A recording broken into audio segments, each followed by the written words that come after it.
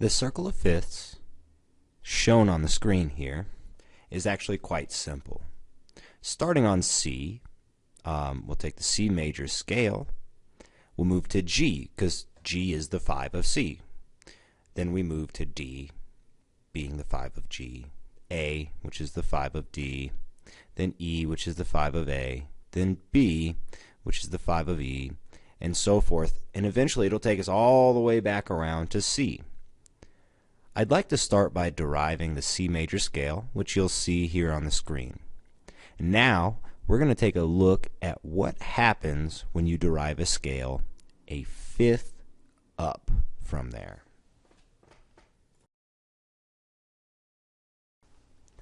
So, our 5 became our new 1.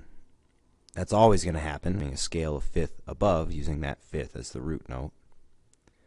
But also notice that what was once our 4, the F, is now sharp, and it became the 7.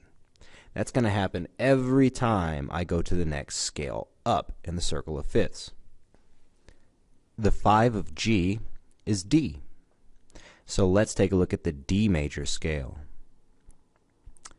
Notice, just like last time, what was once a 4, our C, is now sharp, and it's the 7, a C sharp.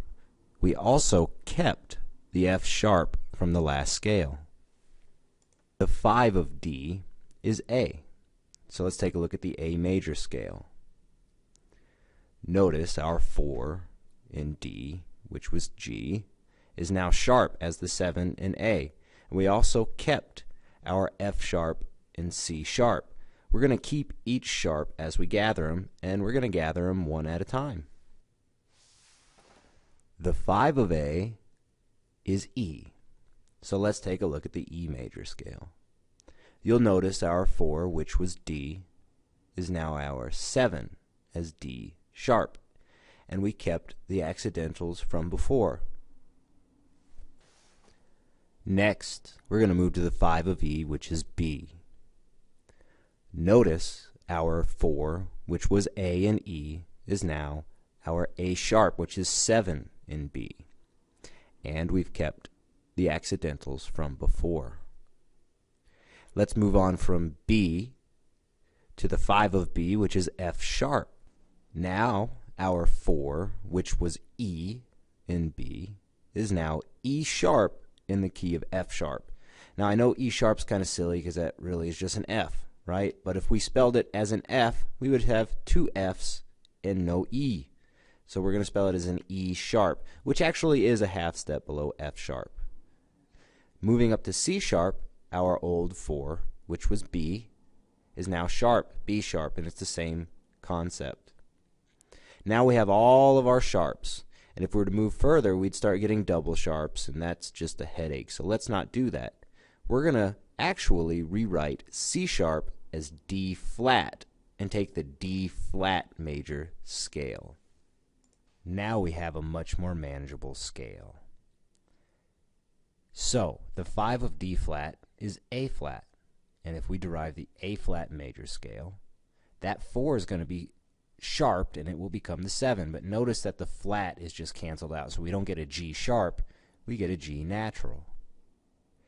Then the 5 of A flat is E flat, and again, the 4, which was our D flat, is now a D, it being sharped. The 5 of E flat is B flat, and again, our 4 is now our 7, and it's been sharped, so we get from A flat to A natural. The 5 of B flat is F, and of course, the 4 is now the sharp 7, so our E flat becomes an E. Next, our 5 is C, and that's right where we started. Thus, the circle of fifths. This introduces us to the most important thing, key signatures.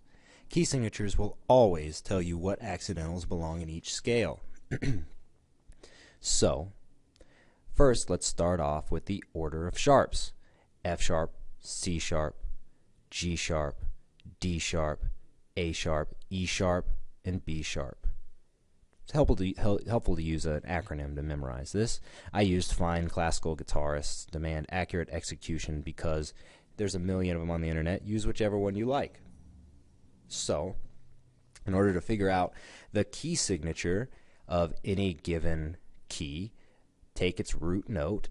So, in this case, let's say at the key of D, and go a half step lower. You get a C sharp. That C sharp will be the last sharp that you see in the key signature. So the key of D has an F sharp and C sharp. If we pick E and go down a half step, we'll get D sharp, F sharp, C sharp, G sharp, D sharp.